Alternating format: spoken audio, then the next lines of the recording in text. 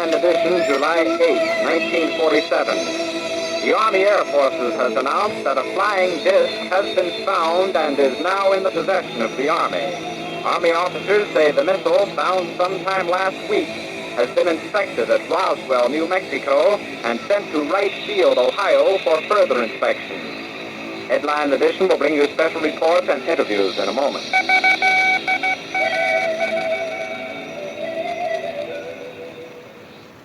Bonjour à toutes et à tous, heureux de vous retrouver dans les témoins de l'invisible pour la deuxième partie de l'entretien que Yann Alexander nous a consacré dernièrement. Du 2 au 7 juillet dernier, Yann Alexander a organisé une exposition inédite intitulée Les ovnis en Afrique à la galerie Écomusée du 18e arrondissement de Paris. Yann Alexander vit des expériences étranges, mettant en jeu notamment des objets volants non identifiés, ceux depuis l'enfance.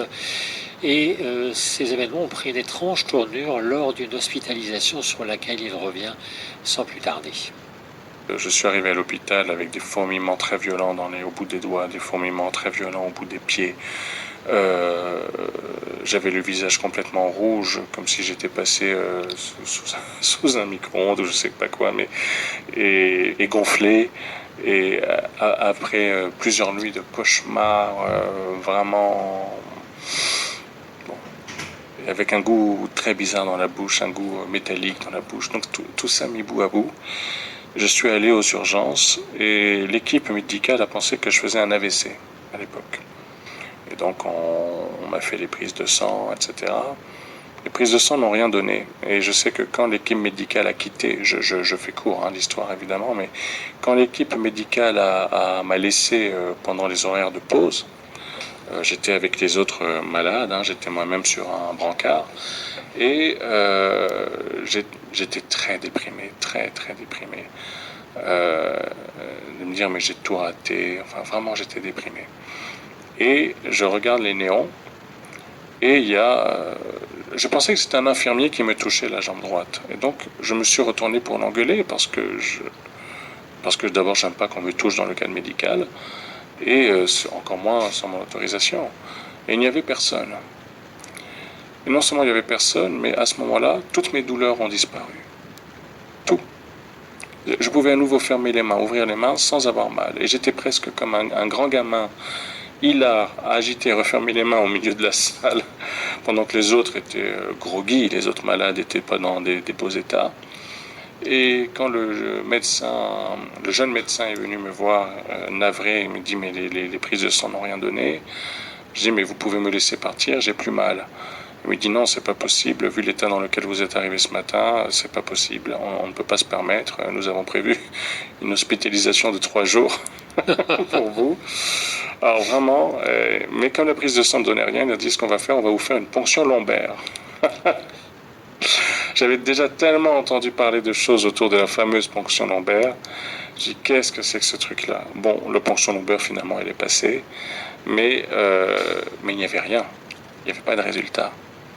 Et la neurologue a débarqué dans la chambre où on m'avait fait la ponction lombaire et où j'étais en attente, furieuse, parce qu'elle avait vu aussi l'état dans lequel j'étais arrivé le matin.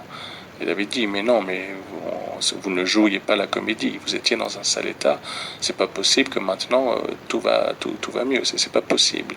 Alors, du coup, de mauvaise grâce, j'ai signé une décharge pour quitter l'hôpital, avec le motif paresthésie inexpliquée, et avec une ordonnance pour passer un scan du cerveau.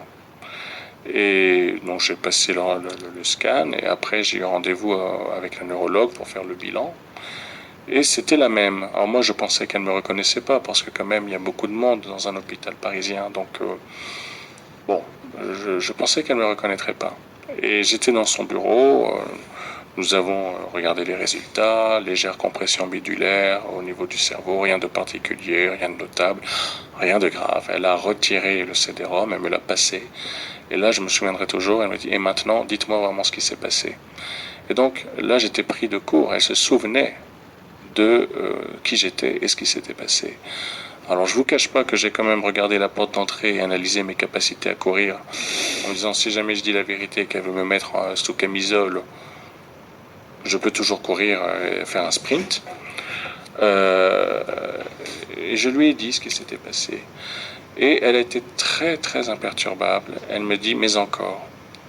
Donc je lui parle aussi des ampoules, des interférences électriques, mais encore. Et donc en fait, bon, quand je lui ai dit que c'était une époque, hein, ça a un peu diminué hein, ces 2-3 dernières années, mais 2013, 2014, 2015, 2016, c'est une époque où il y avait régulièrement des problèmes électriques avec moi, régulièrement. Partout où on allait, même mon entourage me le reprochait. Des ampoules tout juste changées qui éclataient, qui rendaient l'âme sans raison. Enfin, il y avait plein de... la télé qui s'allumait toute seule à 3 heures du matin. Enfin, il y avait plein de choses comme ça. Des choses qui ne sont pas reproductibles en science, d'ailleurs, au passage. Hein, c'est important de le rappeler. Et donc, du coup, difficile à prouver. Mais, du coup, quand je dis à la neurologue que des fois il y avait des interférences sur les ampoules, tout ça, elle se met à regarder les néons au-dessus de nous. Et là, je lui dis, je ne fais pas dans les néons, madame. Et là, elle a rigolé et on s'est détendu un petit peu parce que quand même la conversation prenait quand même une tournure assez particulière quand même. Hein. Et elle m'a dit, écoutez, quand je vous écoute, voilà, l'hôpital, on voit des choses étranges, mais nous ne sommes pas habilités à les répertorier. C'est pas nos attributions, c'est pas notre fonction. Elle a dit, mais par contre, vous ne tiendrez pas le coup tout seul. Si vous restez seul, vous allez droit dans le mur. Elle dit, il y a des associations et vous pouvez vous faire aider. Mais vous ne pouvez pas être seul dans la situation dans laquelle vous êtes. Et c'est là que vous vous êtes tourné vers le Séro-France. Alors, j'avais déjà initié un contact avec eux, mais à la base, j'étais absolument pas chaud pour y aller. J'étais au courant qu'il y avait un groupe de parole. J'avais déjà eu Nicolas Dumont, le célèbre psychologue, au téléphone un peu avant. Mais, si vous voulez, pour moi, ça restait... À l'époque, hein, je me remets dans la pensée de l'époque, c'est... Je vais voir une bande de grands malades qui vont parler de reptiliens et qu'est-ce que je vais foutre là? Je précise à nos auditeurs que le Séro-France est une association avec des psychologues qui accompagnent des personnes dites abductées. Voilà. Et les psychologues n'ont pas vocation à dire aux personnes abductées oui, ils ont vu des martiens. C'est pas l'enjeu. L'enjeu, c'est de permettre à la personne abductée de ne pas être déconnectée du tissu social et de continuer sa vie et d'avancer. Non seulement, on m'a dit que quand on arrive au Séro-France avec ces témoignages, il y a toute une batterie de tests pour essayer de voir si vous n'êtes pas souffrez pas de troubles mentaux, etc. C'est ça, les troubles mentaux, la schizophrénie, le mimétisme, la mythomanie, tout un tas de... D'ailleurs, ça a été critiqué, ça, par certaines personnes qui auraient voulu justement que ça soit ouvert à tous les vents. Le problème, c'est que le risque, c'est d'avoir aussi des gens dogmatiques, des gens qui viennent et qui coupent la parole à ceux qui ont besoin de parler. Ça, c'est une réalité aussi. Et donc, pour moi, voilà, c'était ça. C'était qu'est-ce que je vais faire alors, quand j'ai vu cette neurologue et qui m'a dit ça, bon, ben ça, j'ai confirmé que j'irai au groupe de parole. Mais je ne cache pas que le matin où je suis allé au groupe de parole, j'étais sur la ligne 2, et je me rappelle encore, dans la ligne 2, de me dire, mais je suis peut-être en train d'aller voir des grands malades, et que peut-être je suis un grand malade, et que tout ça c'est n'importe quoi, que c'est pas sérieux, que tu as une vie à poursuivre, à construire. Tout ça, ce n'est pas sérieux. C'est ma pensée à ce moment-là, avant d'aller au groupe de parole. Et après, quand je vois le groupe de parole, j'étais complètement sidéré. C'est-à-dire que vous avez finalement rencontré des gens qui vivaient la même chose que vous, c'est ça? Exactement. Ils commençaient une phrase, on les finissait. Oui. Je commençais une phrase, ils les finissaient. Quand je dis qu'il y a un avant et un après Séro dans ma vie, oui, parce que j'ai été pris en charge au bon moment. On est quand même dans des sociétés, et là, sans parler d'aliens et tout ça, mais on est quand même dans des sociétés. Quand je parlais du capitalisme tout à l'heure, je m'excuse vis-à-vis des auditeurs qui peut-être me trouveraient trop à gauche. Bon. Je ne m'excuse pas de mes idées, je m'excuse de les heurter. Mais on ne se rend pas compte de la violence du système économique, libéral de nos sociétés, qui font que n'importe qui peut vriller. N'importe qui, les burn-out, tout ça. Donc, alors, il faut rajouter là-dessus l'hypothèse alien, la question alien, et le fait d'avoir été confronté à une autre réalité qui, bam, vient heurter notre réalité habituelle. C'est quand même violent. C'est violent. Parce que du coup, on se retrouve avec un fardeau dont on ne sait pas quoi faire, parce qu'on ne nous l'apprend pas à l'école, on ne l'apprend pas au lycée. Pour au moins la moitié des gens dans ce pays, ça n'existe pas. Hein, faut le rappeler. Ça n'existe pas. On a des gens avec une bonne conscience qui vont dire que si ça existait, la science l'aurait prouvé depuis longtemps. On n'est pas aidé parce que pendant longtemps, dans les repas ufologiques, il y avait un gap entre les passionnés qui fantasment sur l'OVNI en haut à droite dans le brouillard à 5 km en haut, et puis ceux qui vivent des choses. Il n'y avait pas de communication. Il n'y a pas de communication possible. Aucune. Ça peut paraître étonnant, mais aucune.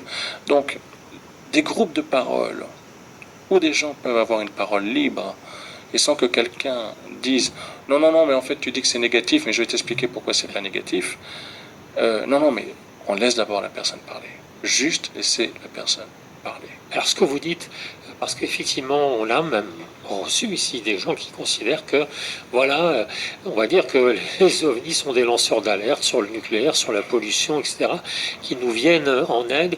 Vous, c'est pas vraiment le fond de votre expérience? C'est pas le fond de mon expérience, c'est pas le fond de ma pensée. J'invite à beaucoup d'humilité. Et vous n'êtes pas le seul, hein, je précise tout de suite, parce que effectivement, les abductés, en règle générale, comme vous le disiez, ils n'ont pas choisi de vivre ces phénomènes. Non. Et alors, je suis toujours un peu gêné. C'est une discussion qu'on a eue hier avec quelqu'un de UAPTCHEK, Serge, parce que, alors, il y a un petit courant de pensée qui voudrait que, en fait, si on est abducté, qu'on l'a pas choisi, mais en fait, si on l'aurait choisi, mais inconsciemment. Et moi, je suis très ferme sur ça. Que vous soyez un alien ou un être humain, s'il n'y a pas de consentement, il n'y a pas de consentement. Donc, je me fiche éperdument que l'exogène soit exogène. Je veux dire, il n'est pas drapé, il n'est pas auréolé d'une sainteté. À partir du moment où il n'a pas demandé le consentement, il n'a pas demandé le consentement. Encore une fois, on ne sait pas de quoi est fait la vie, mais ma vie aurait pu être tout autre. Et elle n'aurait pas été malheureuse non plus. Elle aurait été un autre chemin. J'avais pas nécessairement besoin d'être confronté à une altérité exogène. L'altérité, je connais quand même. Encore une fois, je suis métisse, de couple mixte, et j'ai pas besoin d'avoir un apprentissage sur l'altérité. J'ai pas besoin de ça. Je sais ce que c'est l'altérité. Donc je n'ai pas de...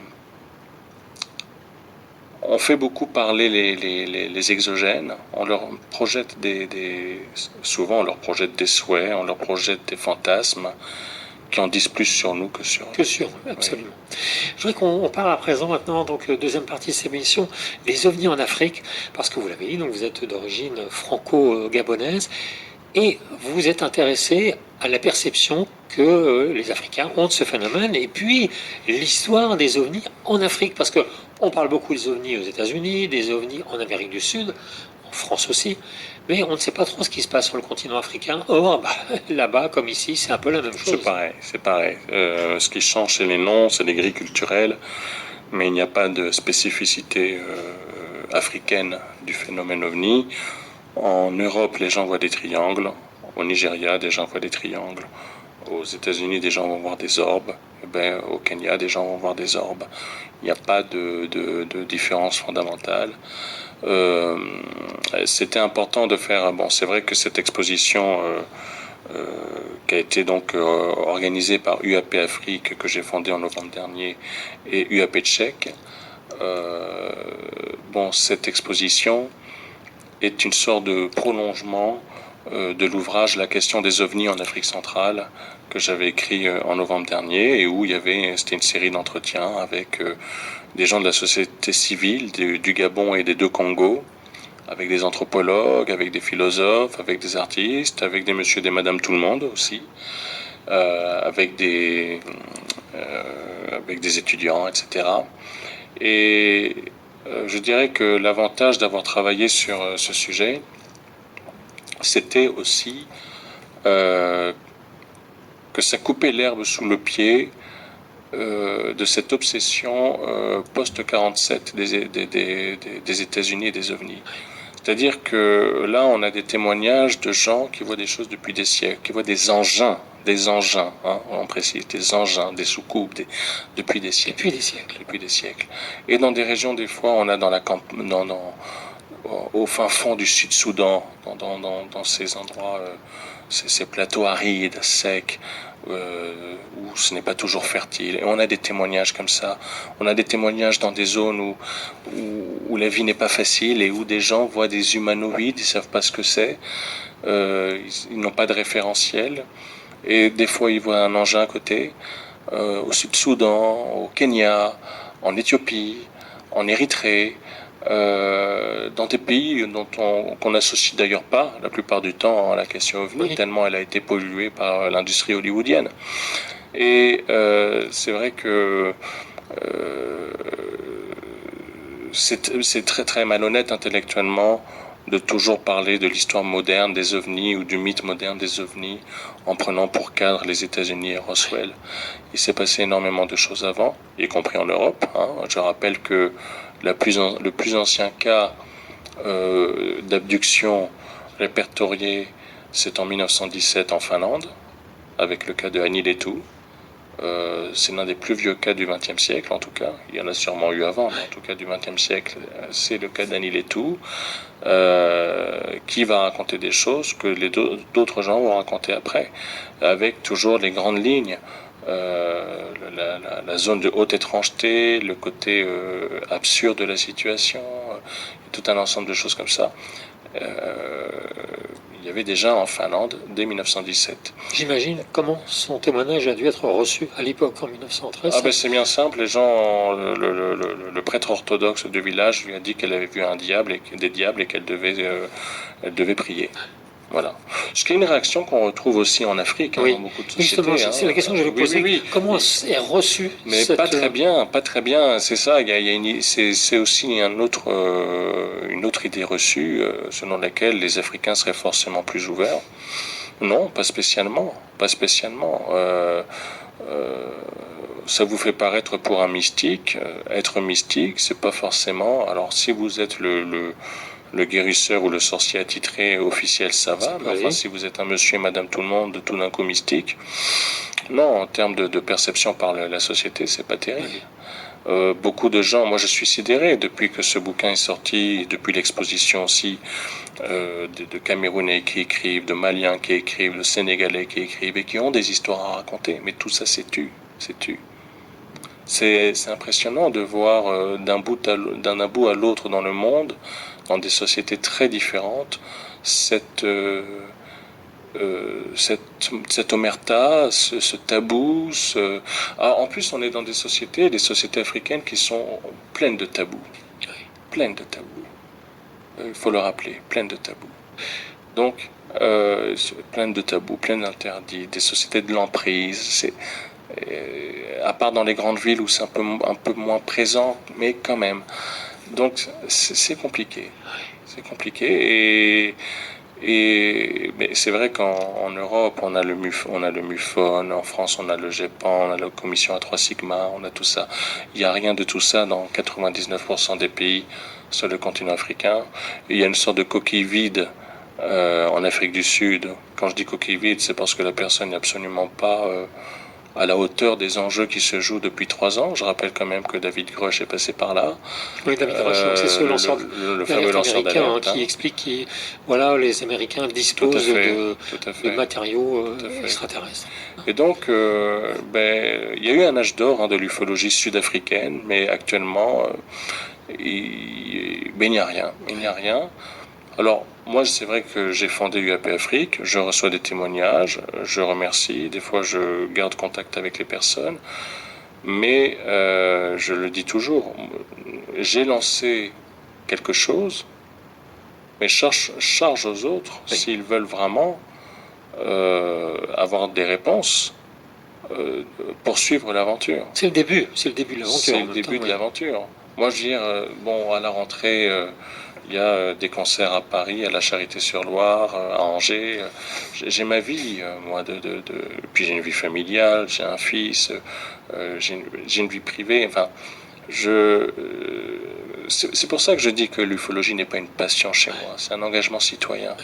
Et le citoyen, justement, quand il s'engage, il fait aussi d'autres, il continue de vivre, il fait d'autres choses. Globalement, il me reste encore 10 minutes. Ça nous emmène, nous, cette histoire, finalement. Qu'est-ce que ça veut dire? Pourquoi nous visitons? Pourquoi, éventuellement, enlève-t-on certaines personnes ou pourquoi? Qu'est-ce qui se passe? Vous avez réfléchi, j'imagine, à ces choses-là. J'ai réfléchi, on en discute avec d'autres personnes, en Afrique ou en Europe, on en discute profondément, il y a des grandes discussions par téléphone, des conversations privées. L'hypothèse, ma conviction, c'est que ça nous amène vers quelque chose alors à la fois révolutionnaire, et comme toute révolution, il y a une dimension, un choc ontologique. Un choc ontologique, véritablement. Et je ne suis pas sûr qu'on y échappera. Je suis pas en train de vous dire qu'il va y avoir des aliens qui vont nous envahir, hein, c'est pas l'objet de mon propos.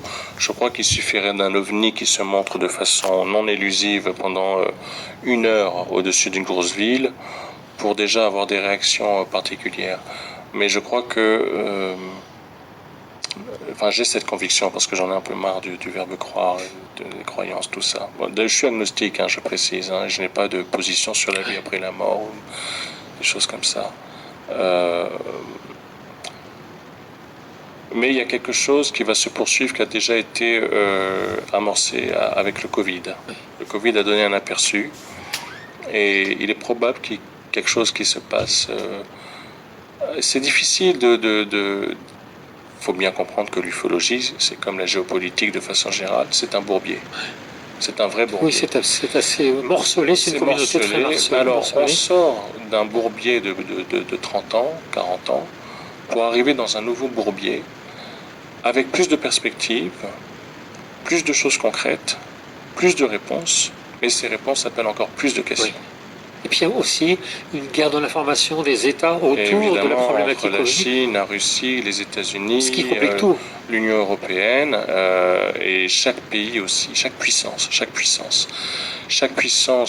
veut montrer quand même qu'elle a sa part de souveraineté dans l'accès aux informations, même si on comprend bien quand même que ceux qui ont vraiment le plus d'informations, c'est les États-Unis. Mais on voit bien que par exemple le Canada, qui a été un peu contrarié par une forme de mépris des États-Unis à leur égard, les Canadiens vont faire leur propre rapport qui doit paraître en octobre, sur une sorte de rapport bilan sur les UAP. On n'apprendra pas grand-chose dans ce rapport. En fait, c'est vraiment de la pure... c'est de la com. C'est de la com et on est dans le jeu diplomatique. C'est vous montrer quelque chose, on va vous montrer ce que l'on fait. C'est ce que fait le Japon en mettant en place un groupe de législateurs aussi bien de l'opposition que du gouvernement en place, et qu'il faut donc ouvrir une sorte de cellule de classification des pans. C'est ce que fait le Brésil en reconnaissant la profession d'ufologie avec leur ministère du Travail. C'est ce qu'a fait le député écologiste Francisco Guerrero, qui, comme il ne se présentait pas aux élections européennes, a pu prendre le risque de mettre ce sujet sur la table. Et effectivement, pendant 2 heures, le sujet a été abordé au Parlement européen le 20 mars dernier, en mettant en évidence l'enjeu pour la sécurité nationale. Donc il y a des choses qui se passent à droite, à gauche. On en parle. Oui, on en parle. Mais on en parle à un autre niveau. Voilà. Le geek est complètement largué. Le geek, la figure du geek, le rêveur, il est largué. Les zététiciens sont plutôt inaudibles. Il y a un rééquilibrage qui se fait. Et le geek, il est largué. Parce que le geek, lui, il veut qu'on lui apporte du rêve. Il n'a pas envie. Faut se les taper. Moi, j'y ai assisté. Il faut se taper les 2 heures de discussion parlementaire à l'Union européenne. C'est celui qui espère voir Independence Day. Oui, c'est pas c'est pas là qu'il faut aller. Mais c'est plutôt bon signe, en fait. On ne se rend pas compte que même un groupe de parole entre abductés, ça peut être austère. parce que c'est les mêmes choses qui sont dites d'un individu à l'autre. Avec le ou la psychologue qui va émettre un avis, poser un propos, pas un jugement mais un propos, et ça peut être austère. Et c'est ça qu'il faut rappeler. C'est peut-être bon signe que ce sujet devienne austère aussi, devienne parfois ennuyeux, parce que ça veut dire que c'est un sujet comme les autres. Alors les États, donc sans souci, on le comprend bien, l'ufologie, en règle générale, l'ufologie privée, c'est important pour vous, la recherche ufologique? Alors la recherche ufologique de terrain, la recherche, quand on fait une exposition, c'est du terrain, on fait de la pédagogie, on met en place des outils d'information pour le grand public. À l'exposition, il y avait au moins un bon tiers des gens qui n'étaient absolument pas sensibles à ce sujet, qui sont venus par curiosité. Il y avait 2 visites guidées par heure. Moi, il y avait Franz Laswin qui aussi me relayait. Et puis la nécessité aussi justement de faire du lien. Ça, c'est aussi l'importance. Moi, je citerai vraiment, c'était très émouvant, une femme française d'origine congolaise qui rentre dans la salle, dans la galerie, et elle avait acheté ses places sur Billet-Réduc, et on la voyait, elle était comme soulagée. Elle était à sa place, elle était avec sa fille de 9 ans, et je leur fais la visite guidée, et cette femme m'explique qu'elle a pris ses distances avec son milieu d'origine, évangélique pur, radical, qui considère que tout ce qui est exogène, c'est le diable. Et cette femme s'était affranchie de ce milieu et expliquait à sa fille de 9 ans tout ce qui était affiché, les photographies, les peintures, les textes, les cadres, tout ça. Et il y avait une transmission qui se faisait. Et rien que pour ça, je me dis, cette exposition méritait de voir le jour. Et la démarche est la même, par exemple, chez Baptiste Friscourt, qui lui, il prend son van et il va faire des observations et il les met en direct sur YouTube. Il faut... ça touche tout le monde, ça touche notre humanité. Le sujet OVNI vous concerne, me concerne, concerne le boulanger du coin, l'épicier du coin, le SDF du coin, il concerne tout le monde. C'est notre humanité et nos désirs, nos aspirations, nos questionnements ne peuvent pas être l'otage, les autres ne peuvent pas être pris en otage, soit par des militaires, soit par des milliardaires. C'est quand même ça la vérité actuellement. On pense à Robert Bigelow aux États-Unis, oui, et qui puis finance même sa campagne de Donald Trump. Exactement, on a Robert Bigelow, mais on a aussi des milliardaires des gros groupes médiatiques en France qui façonnent, en tout cas essayent, parce que ça ne marche pas toujours comme ils voudraient, mais essayent de façonner le discours, l'information. Non, l'information appartient à tout le monde, les données appartiennent à tout le monde. Et ce sujet-là, c'est nous, c'est notre humanité. On ne peut pas laisser d'autres gens avoir la priorité, la primauté sur un sujet comme ça. Ce n'est pas normal. Et on a perdu beaucoup de temps à... Quand je dis on, je ne m'inclus pas nécessairement là-dedans. Mais quand on voit des gens qui attendent désespérément que le gouvernement français reconnaisse qu'effectivement il y a eu une omerta sur ce sujet et qu'en fait il y a bien des aliens, je trouve ça extrêmement naïf, profondément naïf. Alexander, merci beaucoup. Merci. Je rappelle aussi le titre de votre livre, La question des ovnis en Afrique centrale. On peut se le trouver en version brochée numérique sur Amazon. Il existe en version anglaise. J'ai eu la surprise lors de l'exposition de voir Jacques Vallée venir avec l'exemplaire en version anglaise. Et puis il y a également, je le conseille aussi, la base de données de Samson Mawololo Alija, le journaliste togolais, qui s'appelle Les ovnis en Afrique. Et pareil, qu'on retrouve sur Amazon en version brochée et numérique, et également sur Rakuten ou eBay pour ceux qui sont allergiques à Amazon. Merci beaucoup. C'est moi. Merci. Chers auditeurs et auditrices, je vous rappelle que vous pourrez réécouter cette émission en podcast sur notre site www.radioranciel.fr. À tout bientôt.